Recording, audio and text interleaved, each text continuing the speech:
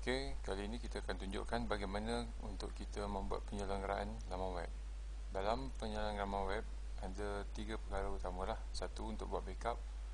Kedua adalah untuk jumlah patches. Yang ketiga adalah patches untuk extension. Tiga benda yang kita perlu consider lah. Okey, first sekali saya nak tunjukkan cara untuk membuat backup, untuk membuat kemaskini jumlah patch. First sekali kita akan masuk di belakang backend.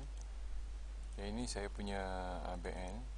Setiap laman web ada backend masing-masing. Okey, bila kita masuk backend, kita akan dapat satu menu macam ni lah.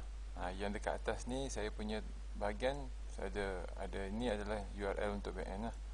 Semua PTJ akan di-provide untuk URL backend. Okey, untuk masukkan, kita akan masukkan kita punya login password. Okey, bila dapat ini, yang pertama sekali dia akan buka dekat control panel. Kita akan dapat tengok dekat sini lah. Dia mengatakan bahawa ini adalah komponen yang telah ada komponen baru yang telah available lah untuk kita update. And then ada 7 extension yang perlu diupdate. Dan kita punya jumlah, ini adalah jumlah patches, ini adalah extension punya patches untuk diupdate. Okey, untuk update, just klik dekat sini. Jumlah 344 is available now, update now. Kita boleh update dekat sini ataupun kita boleh ambil dia punya file zipnya dekat luar. So bagi case ni saya ambil dekat sini lah, update now. Ini adalah untuk update jumlah patches. So sekarang ni kita punya version adalah 3.4.1. Sekarang untuk update adalah 3.4.4. Okey, ini kita biarkan, tak buat apa-apa, kita install the update. Terus klik dekat button sini, dia akan bawa kita ke page untuk kita install the update. Ini akan ambil masa sikit. Okey, sekarang dia akan update file. Kita hanya boleh tunggu dan tengoklah, lihat kita punya progress dekat sini. 77, 90. Dan siap. Okay, your site has been successfully updated. Your jumlah version is now 3.4.4. Okay, sekarang kita klik dekat sini, kita boleh klik pada kita punya control panel lah. Kita tengok, you are running the latest pages, latest version of 3.4.4. Okay, sekarang kita hendak pergi pada extension pula untuk update. Okay, dekat sini ada 8 extension yang perlu update. Untuk update dia, just klik dekat view dekat sini, dekat view update.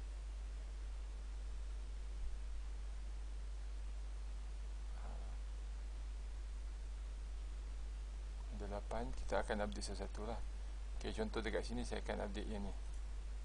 Apa yang saya perlu buat, saya klik dekat sini dan kita update. Ini contoh satu nanti yang lain kita boleh buat lah.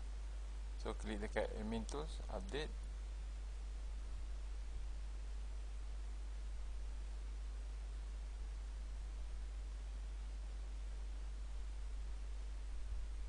Dan dia akan bagi message updating component was successful.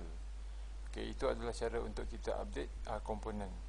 Dan yang ketiga tadi saya akan tunjukkan cara untuk kita membuat backup. Untuk membuat backup, saya ada install satu komponen di bawah komponen sini. Klik, kita ada Akiba backup.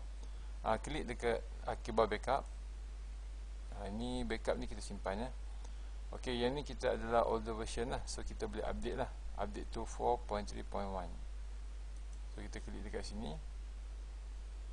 Akiba backup core 4.3.1, kita update. Okey, dah update 4.3.1. Yang lain tak update pun tak apa lagi and then kita pergi kepada komponen, pergi dekat Akiba backup semula. Okey, sekarang ni kita dah boleh backup dekat sini. Klik dekat backup now. Ok, and then klik dekat button backup now juga. Ok, dia akan buat lah, dia akan membuat backup pada kita. Backup ni macam untuk dalam case jumlah, dia akan dia akan backup dalam menggunakan JPA file lah. Jadi saya syorkan setiap PTJ perlu membuat backup at least sebulan sekali lah, untuk simpanan sendiri. Sebab backup ni kita boleh ambil dia dan kita boleh simpan dia.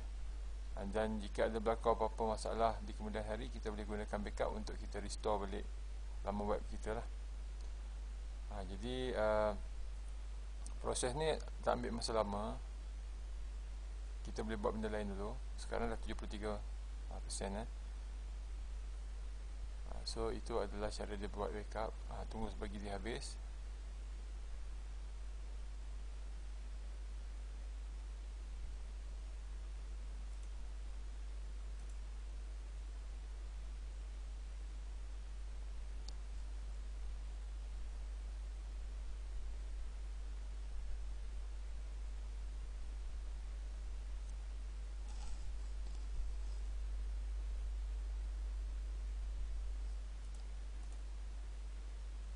Okey, bila habis dia akan keluar satu page macam ni. So kita klik dekat manage backup. Okey, ini adalah senarai yang kita dah buat backup. Okey, nampak tak dekat sini ada satu button download. Kita boleh download kita punya file sini lah. Klik dekat sini download button. Dia akan keluar message ni, kita tekan OK. Okey, sekarang kita akan save dalam bentuk JPA file. JPA ni adalah rangkuman antara file jumlah dan file dalam database. So tekan OK.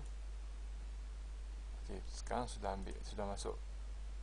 Jadi dekat sini kita boleh buka folder ni dan kita boleh save kita punya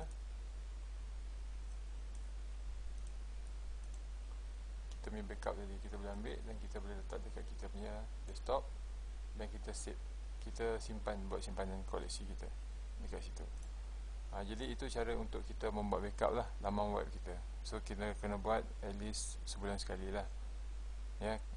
Sebab kalau ada apa-apa gangguan, nanti kita boleh restore balik. Okay, itu saja daripada saya. Sekian.